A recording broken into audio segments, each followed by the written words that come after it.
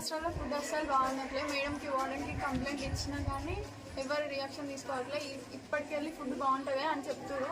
ఇప్పుడు కూడా ఫుడ్ బాగాలేకపోతే మేము కలెక్టర్ దగ్గరికి వెళ్తాం, కంప్లైంట్ ఇస్తాం. మా హాస్టల్లో ఫుడ్ బాగాలేక అన్నం ఇడ్లీ టైం మారిపోతుంది. అందరు ఎక్కువ పురుగులు వచ్చి ఆ పురుగులను చూసి అందరు అన్నం తినలేకపోతున్నారు. అందరికి స్టమక్ పెయిన్ ఎక్కువ వస్తుంది. అర్ధరాత్రి స్టమక్ పెయిన్ వస్తే హాస్పిటల్ దూరం ఉంది, పోవడానికి కూడా ఇబ్బంది అవుతుంది. మాకు ఒక వెహికల్ కావాలి. మాకు నర్స్ మేడం కూడా లేదు, టాబ్లెట్స్ కూడా లేవు.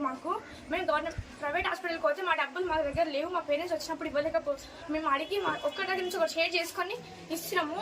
మాకు డబ్బులు ఏంటి మా దగ్గర లేవు. మాకు గవర్నమెంట్ హాస్పిటల్ కూడా దూరం ఉంది. మాకు ఒక వెహికల్ కావాలి, ఒక నర్స్ మేడం కావాలి.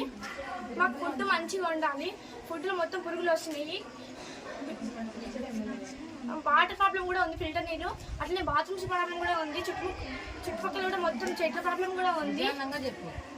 వాటర్ ఫిల్టర్ వాటర్ ఉంటాం. పైన డ్రమ్స్ కూడా మొత్తం పాకర పట్టి గలీజ్గా ఉంటాయి. ఇంకా బాత్రూమ్స్ డోర్స్ ఉండవు, బాత్రూమ్లలో వాటర్ పోవు. ఇంకా ప్రతి ఒక్క ప్రాబ్లం ఉంది.